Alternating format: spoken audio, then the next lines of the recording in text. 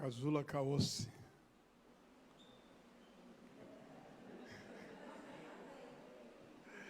É a paz do Senhor. Que bom voltar aqui, né? E cada vez que eu volto bastante preocupado. Embora é uma das igrejas que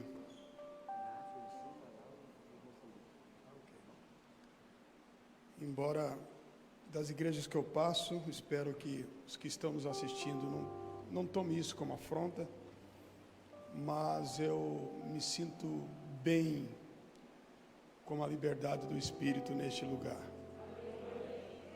Eu percebo que os irmãos dão liberdade na liturgia que desenvolve, mas dão liberdade ao Espírito também, né? É isso que deixa bonito toda e qualquer programação. Obrigado, pastor Joel, sua muito digna esposa, pela oportunidade, todos os nossos irmãos, pelo brilhante, né? Belo, maravilhoso trabalho, esse esforço, essa dança aqui não é muito fácil não, mexe com o braço, balança a perna, você perde aí muita caloria, com certeza. Eu quero convidá-los a abrir as vossas Bíblias. Temos um horário determinado pelo nosso Estado e, como igreja, devemos respeitar tudo isso. Carta de Paulo, primeiro aos Coríntios, capítulo 9, e o versículo de número 16. Glória a Deus. Vou passar a ler para ganharmos tempo. 9:15. Mas eu de nenhuma dessas coisas usei, e não escrevi isto para que assim se faça comigo, porque melhor me fora morrer do que alguém fazer vã esta minha glória. Leia comigo isso aqui, por favor. Porque, vamos lá? Porque se anuncio o Evangelho, não tenho de que me gloriar, pois me é imposta esta obrigação, e ai de mim, se não anunciar o Evangelho. Amém? Glória a Deus. Eu quero elucidar esse texto em focado, partindo de um verbo de ação, que é o fazer. Diga comigo, fazer missão. Quero me ocupar um pouquinho nesse verbo de ação, fazer missões. Amém? O apóstolo Paulo, ele se manifesta, o próprio texto, várias vezes ou muitas vezes, ele não está escrito numa ordem cronológica, está escrito numa ordem lógica para a nossa compreensão. Quantos puderem entender isso? Para a minha e sua compreensão, mas não significa que está numa ordem numérica, de uma escala de 1 a 10.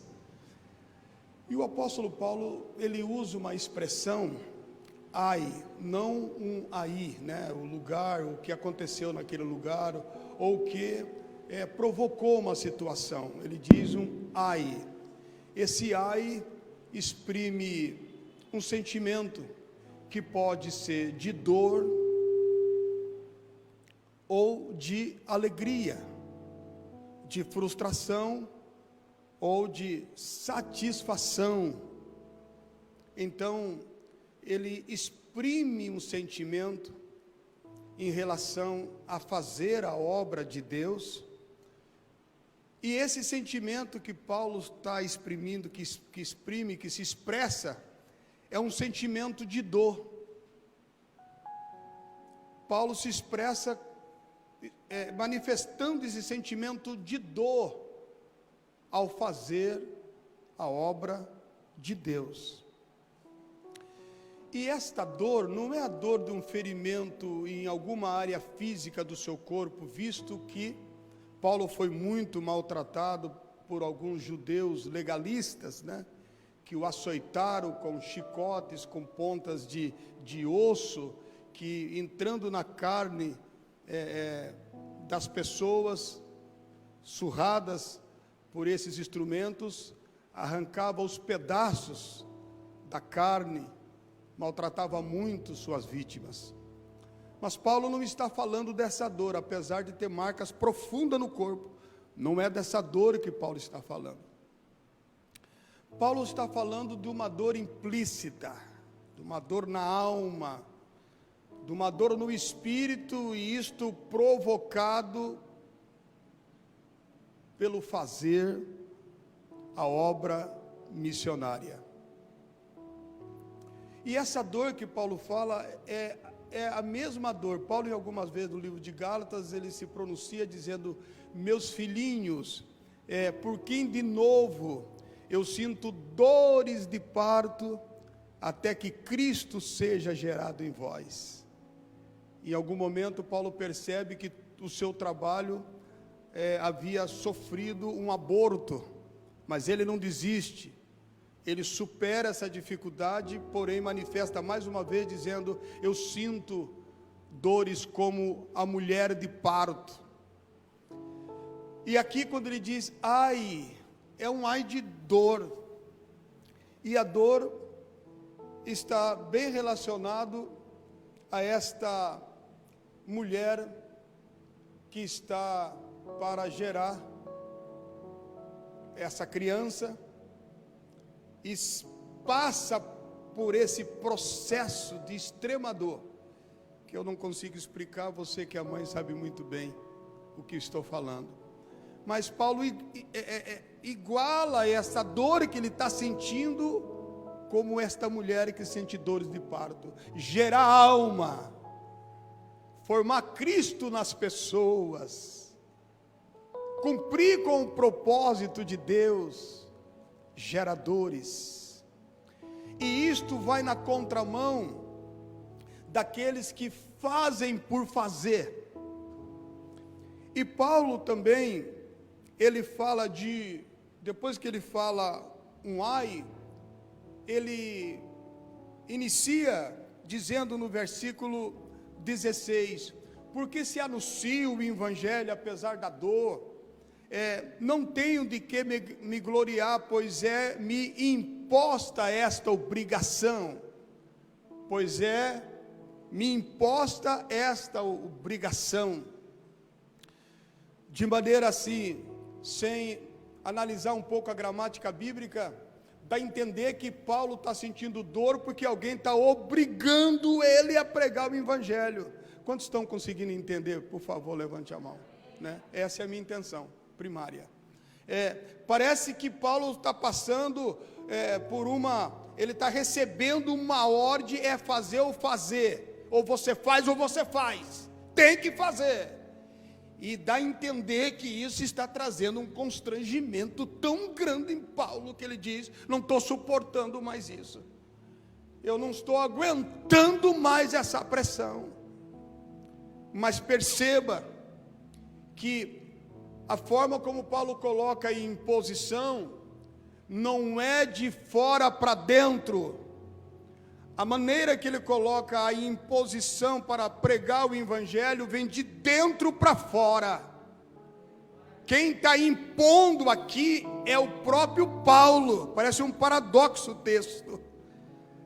Ele já nos amarra, nos prende, tempo suficiente que gostaria eu de ter capacidade para discorrer. Sempre falo isso porque não tenho mesmo.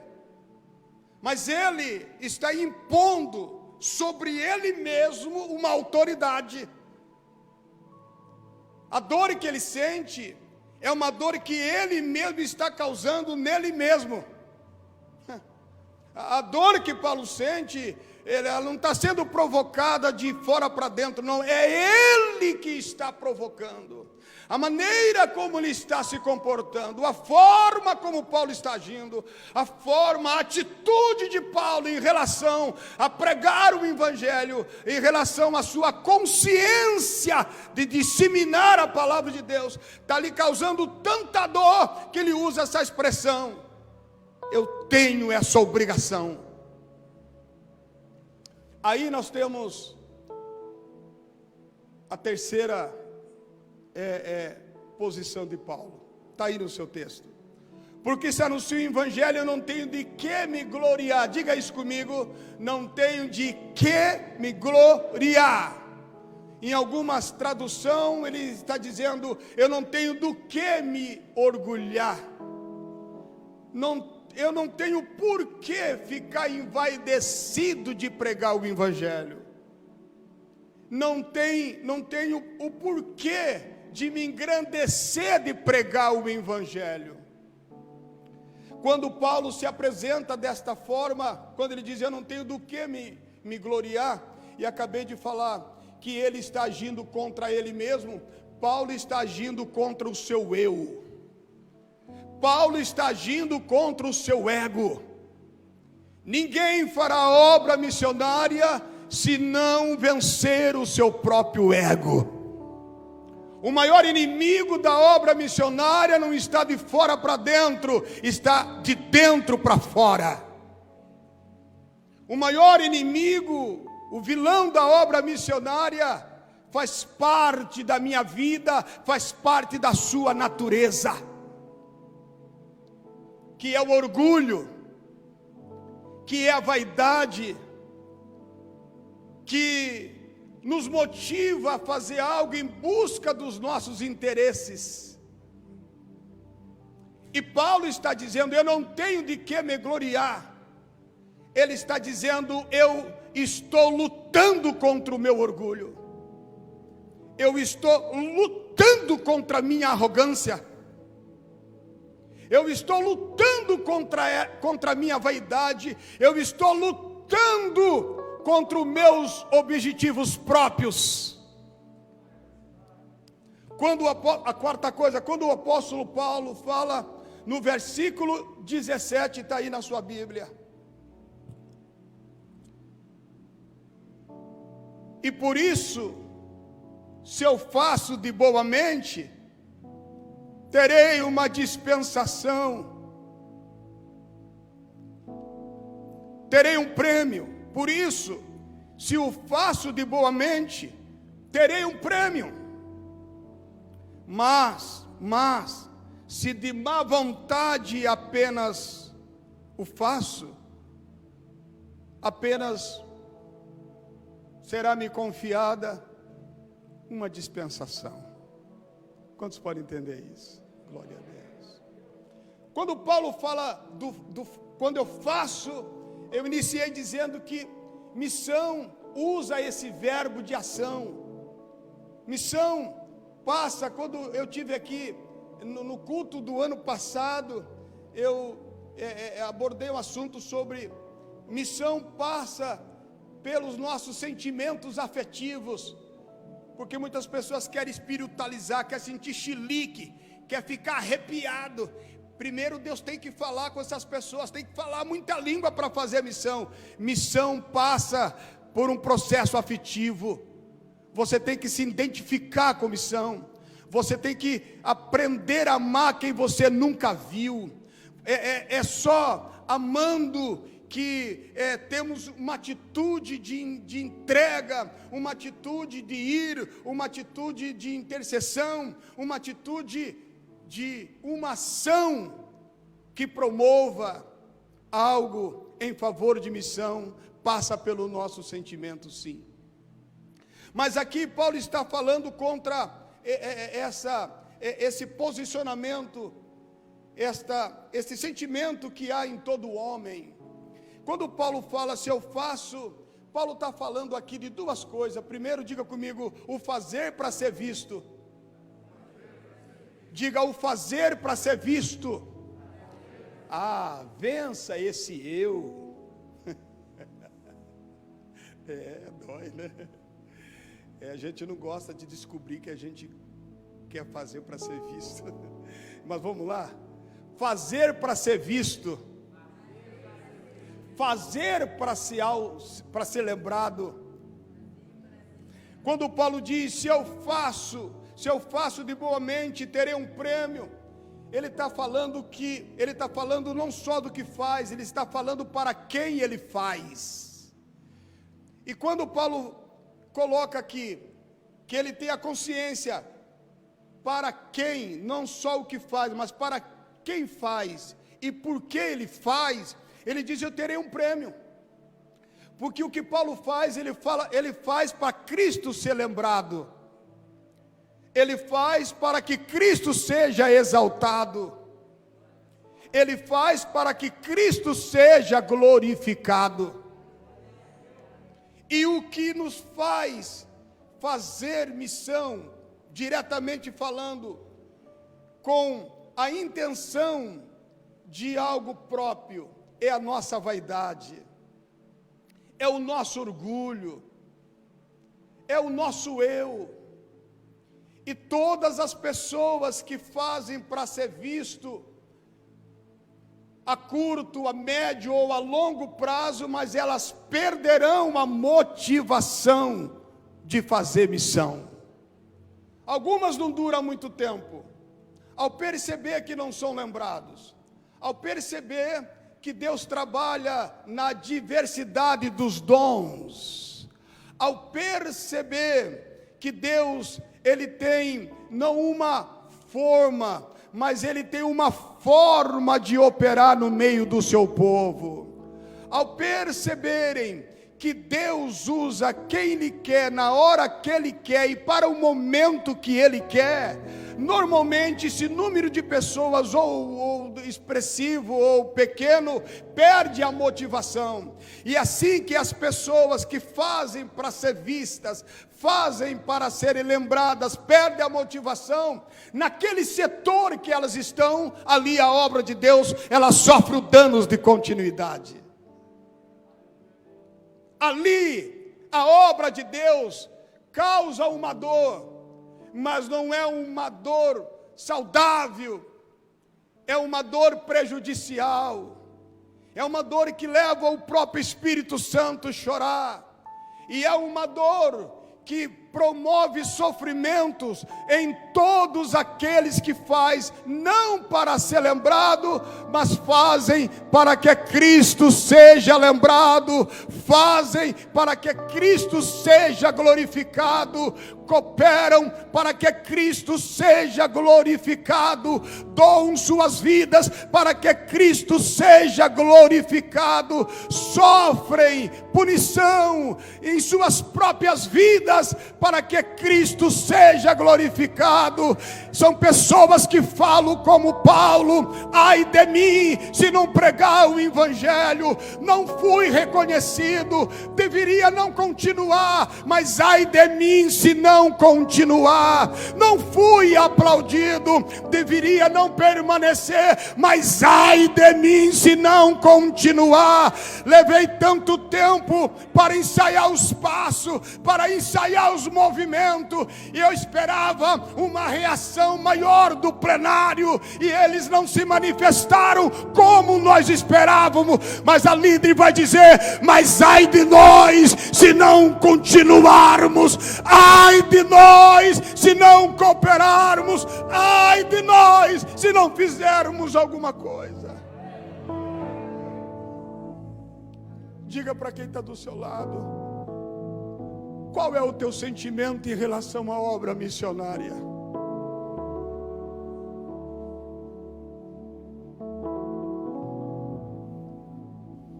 Qual é o teu sentimento quando você precisa pegar um valor para colocar na obra missionária?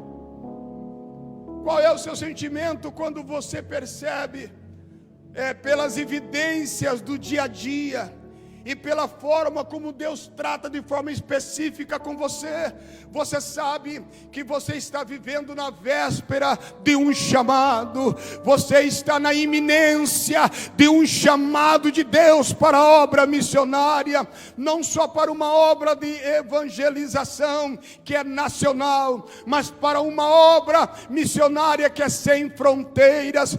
Como é o seu sentimento em relação a isso? Qual é o seu sentimento quando você percebe que o seu esposo, numa dedicação frenética, ele quer conhecer quem é Deus? O irmão disse para mim há poucos dias: pastor, eu estou com um sentimento tomando conta do meu coração, eu quero correr atrás das pessoas, eu começo a falar com as pessoas e quero que elas entendam que estamos vivendo a última hora e elas precisam aceitar Jesus. Pastor Joel, todas as pessoas que estão entrando no templo da Assembleia de Deus, Ministério de Registro, eu percebi que tinha alguma coisa errada. Era uma pessoa pacata, era uma pessoa desenvolvendo, pacata no bom sentido, da sua personalidade, mas audacioso, um homem focado nos seus estudos, um homem que quer chegar em todos os níveis acadêmicos,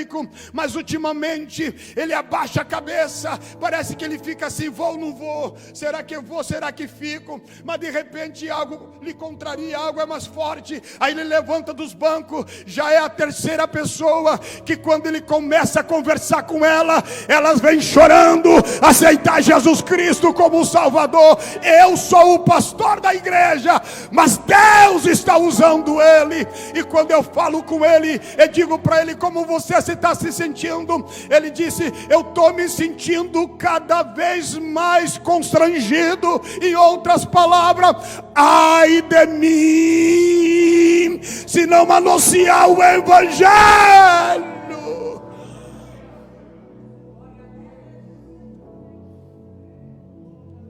Precisamos rever nossos conceitos, amados.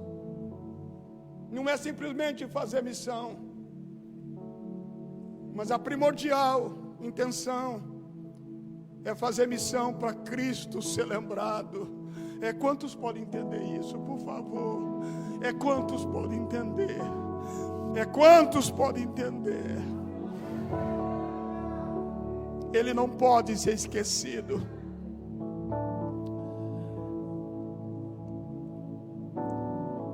Estamos mais especialistas no assunto de Covid-19 do que a gestão de crise e o próprio departamento da Secretaria da Saúde. As pessoas sentam falando nesse assunto e você está tão aprofundado no assunto que você virou PhD em Covid-19. Eu não sei que diploma que você vai ter. Eu tenho certeza que vai ter uma escola, vai ter uma faculdade e muita gente vai pegar certificado lá. Mas o que eu estou percebendo é que Cristo está sendo esquecido. Cristo não pode ser esquecido. Cristo precisa ser lembrado na hora do almoço. Cristo precisa ser lembrado por aqueles que trabalham perto de nós. Entende isto? Você consegue entender isto? Quando Cristo voltar a ser lembrados, as pessoas vão perceber que existe uma solução, que existe um Deus que está no controle. As pessoas vão perder o medo. Nunca a humanidade vivenciou tanto medo como nos nossos dias. É o medo da morte que nos faz se afastar dos templos, o medo da morte, um medo tão perturbador, que está mexendo na estrutura da nossa fé. Sabe por quê? Cristo está sendo esquecido. O apóstolo Paulo chegou a dizer algumas vezes: olha, ficar com vocês é um prazer, mas partir é bem melhor. Quantos entendem assim? Levante a mão. O que vai limitar o nosso tempo, nada vai limitar o tempo da sua existência. Nada vai limitar o tempo que Deus determinou nesta terra para você.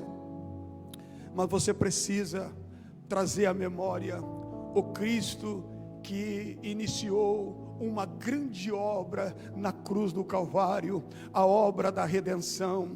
tudo que você vê na Bíblia, do Gênesis ao Apocalipse, se resume em dois propósitos. Diga comigo: adorar. Diga: adorar.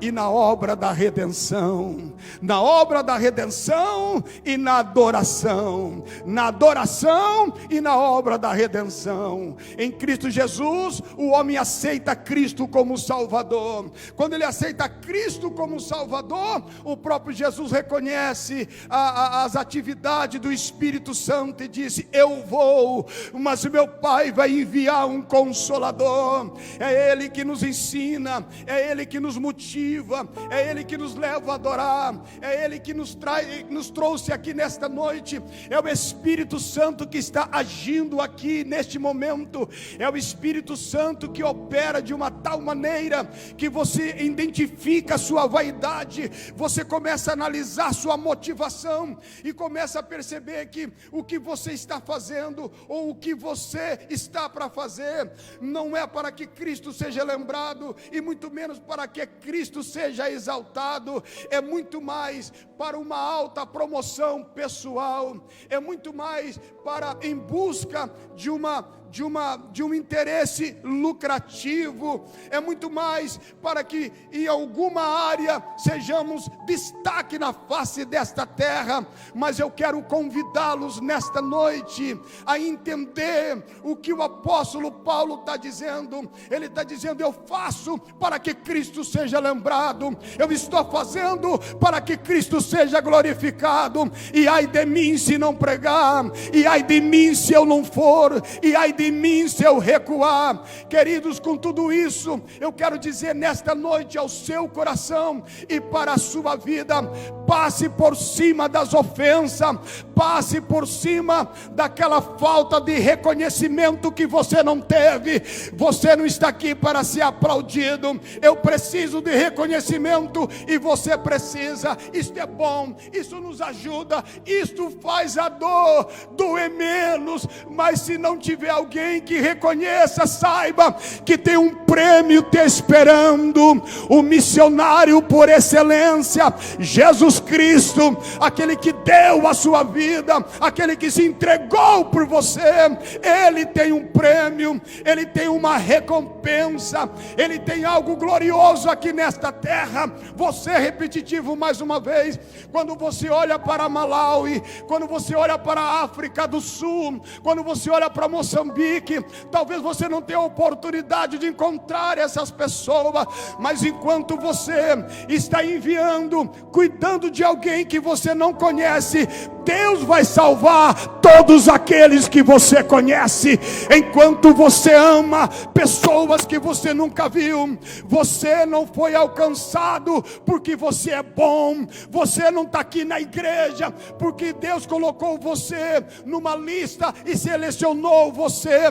Você está aqui, eu estou com esse microfone na plenitude hoje, é porque Ele é bom, Ele é maravilhoso, Ele me amou primeiro.